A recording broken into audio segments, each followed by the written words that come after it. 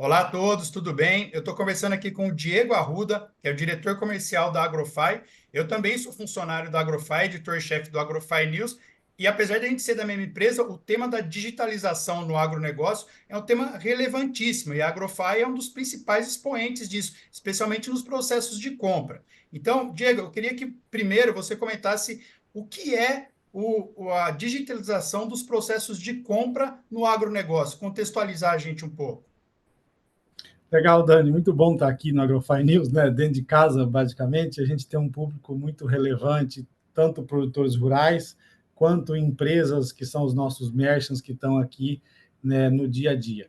Então, assim, né, na visão da AgroFi, a gente tem a digitalização muito como uma evolução, né, do processo de compra e ela vai, o produtor rural, ele tem evoluído, né, acho que é ele que move toda a roda do agronegócio, e ele vem passando por transformações, tanto de gerações. O produtor rural brasileiro é um produtor cada vez mais jovem, né, um produtor mais jovem do mundo, e isso tem mexido um pouco com o dia a dia na maneira de se fazer negócio, né? E a Agrofy tem exatamente esse propósito de digitalizar as operações comerciais do agronegócio. Então, a gente junta, né, a gente tem mais de 600 mil visitas de produtores rurais dentro da plataforma mensalmente, e também 30 mil produtos anunciados em 400 empresas que anunciam com a gente. Então, nosso objetivo é fazer o encontro desses dois públicos dentro do agronegócio, que às vezes eles podem estar perto, às vezes um pouco mais distante, né?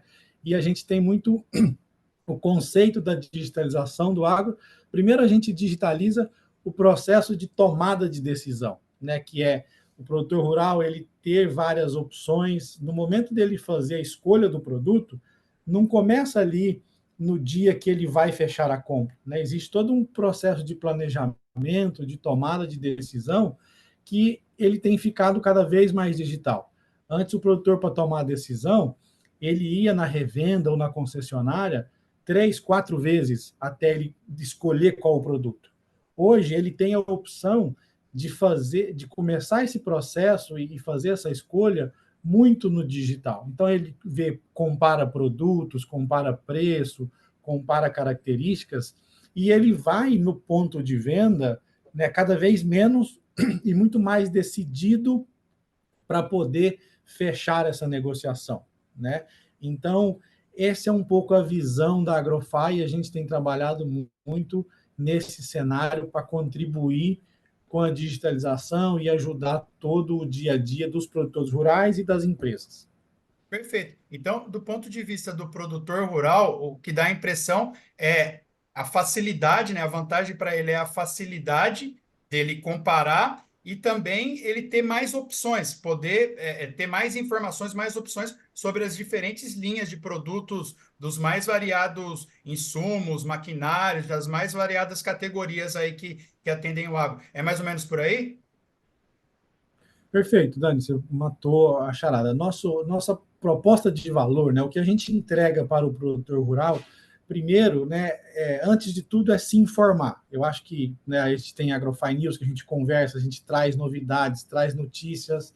Então, antes dele entrar nesse processo de compra, ele tem um processo, né, que é a nossa unidade de negócio do News, muito voltada para isso, para que ele possa se informar das principais novidades, se informar das principais tecnologias, coisas novas que estão lançando. E depois que ele for conhecendo tudo isso, ele pode ter um leque de opções e comparar produtos, né? Comparar qual é o melhor produto para a sua atividade, qual é o melhor maquinário, e também depois fazer uma cotação e fazer esse comparativo de preço.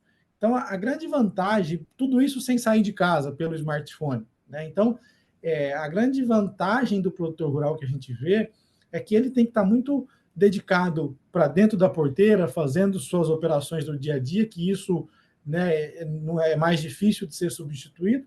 E se a gente puder simplificar para ele o processo de compra e de informação, trazendo na palma da mão dele, né, hoje 90% dos acessos da Agrofy é via smartphone. Então a gente tem uma economia de tempo e dinheiro com essas melhores cotações, e acho que isso tem sido o grande sucesso da Agrofy aí. Hoje a gente tem meses que chegou a quase 1 milhão de visitas por mês de produtores rurais, mas na média aí fica entre 600 e 800 mil visitas por mês. Isso você está falando só do Brasil.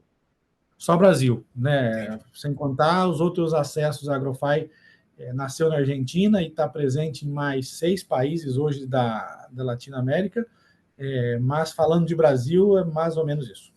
Tá certo. E do ponto de vista das empresas, né, de insumos, de maquinários, de estrutura, de medicamento, ou seja, as mais sementes, todo esse agronegócio industrial que fornece aí os insumos para os produtores. Qual que é a vantagem Também, para eles?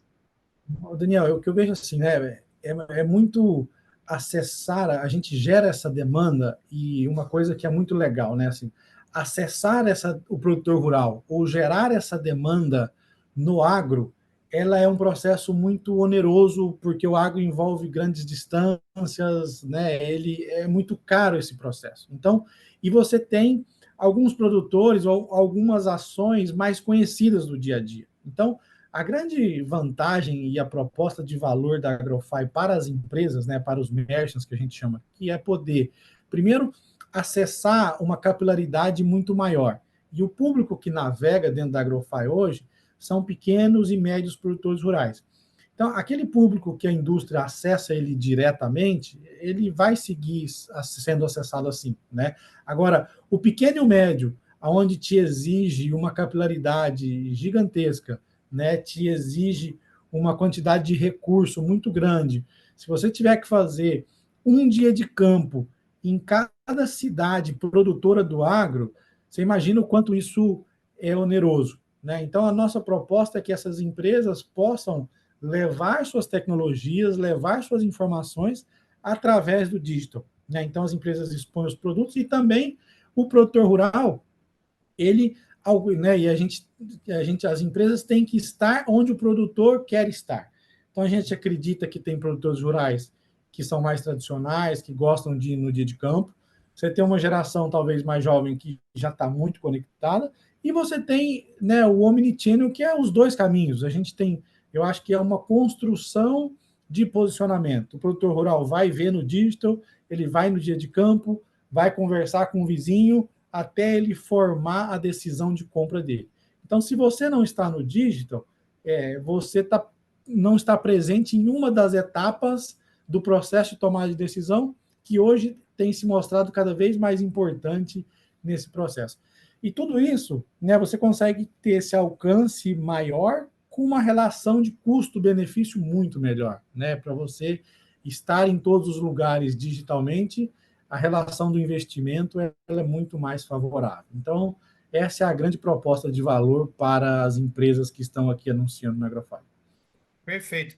Diego, você citou duas vezes, tanto, né, para o caso dos produtores, quanto para o caso das empresas, né, o ganho de eficiência com os recursos, né, a economia, né, o fazer melhores negócios, né, no caso do produtor, ele comprar insumos com melhores condições e talvez preço, e no caso das empresas, otimizar a verba que eles têm para divulgar os produtos, né. Isso é especialmente importante no momento que a gente está vivendo, um momento circunstancial, esse ano em concreto, que as margens estão menores, né? Seja para as empresas, seja para os produtores. Se você puder comentar um pouco sobre isso. Dani, acho que você tem toda a razão, né? A gente tem, o mundo tem ficado, né, cada vez mais rápido, mais diferente, então a gente e em constante mudança, e a gente tem que se adaptar um pouco a essas mudanças. Então, fazer a mesma coisa que a gente fazia no passado, em anos difíceis, talvez não vai ter tanto êxito, não é essa a receita. Então, o bom, né, que se a gente pode ter um lado bom desses anos mais apertados, isso é um motor para inovação, isso é um motor para a gente nos colocar a pensar o que a gente pode fazer diferente, né? Então, a gente sim tem recebido uma demanda muito grande de algumas empresas que eram mais conservadoras, que eram mais tradicionais, que às vezes ainda viam esse processo da digitalização um pouco mais distante.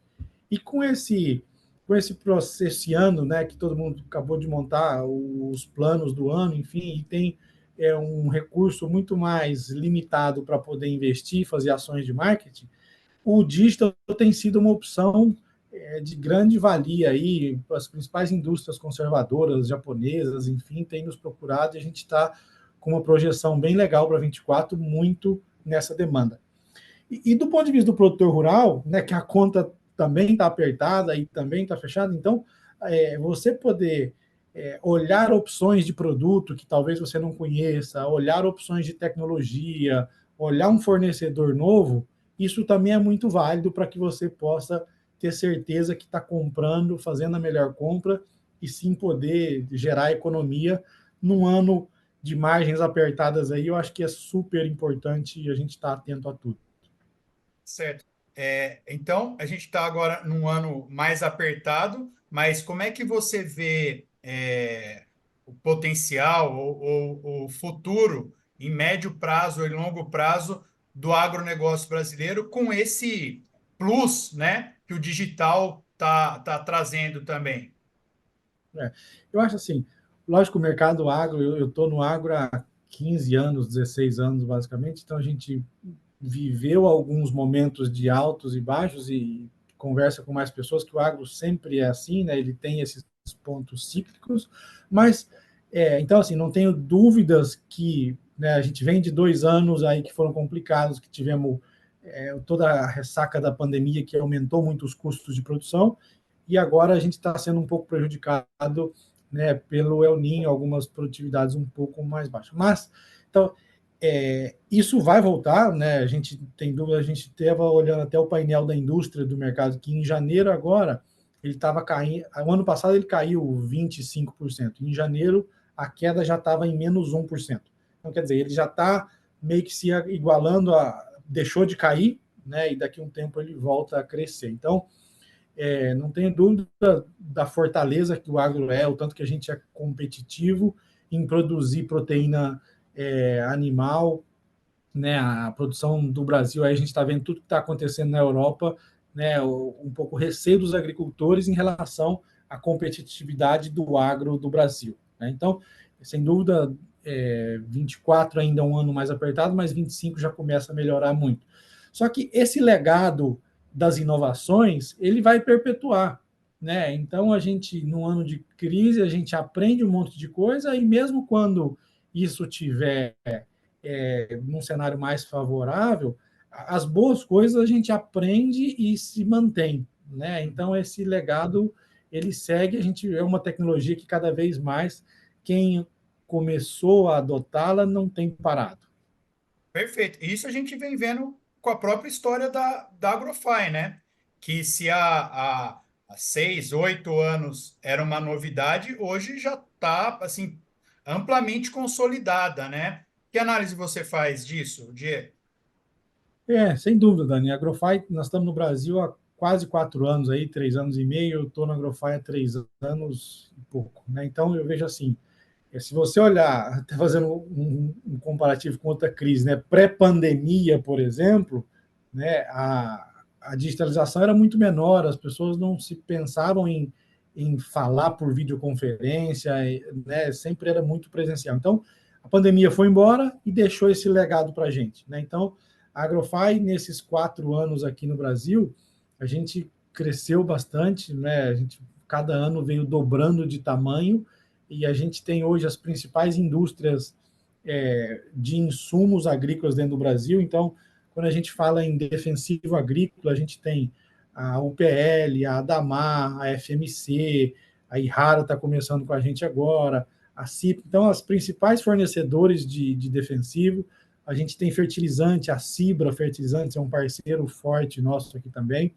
Quando a gente vai para a indústria de máquina agrícola, a gente tem a Jacto, a Kuhn, a Star, a LS Tractor, a Case. Então, as principais marcas começaram com a gente nesse momento de pandemia, meio pré-pandemia, no meio da pandemia, e entenderam que faz muito sentido e esse legado perpetuou, né? Então, eu acho que a Agrofy, em 4 anos de Brasil, aí, a gente cresceu bastante e tem muito desafio pela frente ainda, que é cada vez mais digitalizar não só a tomada de decisão, mas muito mais o processo de vendas em si, né? De poder concluir a transação, conseguir crédito, né? Tem o desafio da logística no Brasil, Então, são os grandes desafios aí da AgroFi pensando no futuro, né? Mas até esses 3 anos a gente teve um salto muito grande. Perfeito. Excelente. E a perspectiva para os próximos? Só para a gente fechar, Diego. Daniel, assim, segue, né? A gente cresceu muito nos primeiros anos, né? Então agora a gente, acho que essa oportunidade que a crise, esse ano de margens apertadas está nos dando também, então 2024 a gente segue com um crescimento na casa aí dos 10%, é a projeção da Agrofire esse ano, mas a gente quer muito mais consolidar várias frentes que a gente tem aberto. Então, a gente não só crescer, que a gente já está com grande parte da indústria e um bom número de produtores dentro da AgroFi, a gente quer cada vez mais aprofundar o processo de compra. E não só ir descendo no funil, saindo um pouco só do momento de decisão, mas também ir para o momento de obtenção de crédito, de logística, e a gente tem a unidade de negócio aí que é a AgroFi Pay, que é o nosso gateway de pagamento para que a gente possa concluir toda essa transação por dentro da plataforma. Excelente, Diego. Agradeço pelo seu tempo. Sigo aqui para as novidades também da AgroFi, né? E até a próxima.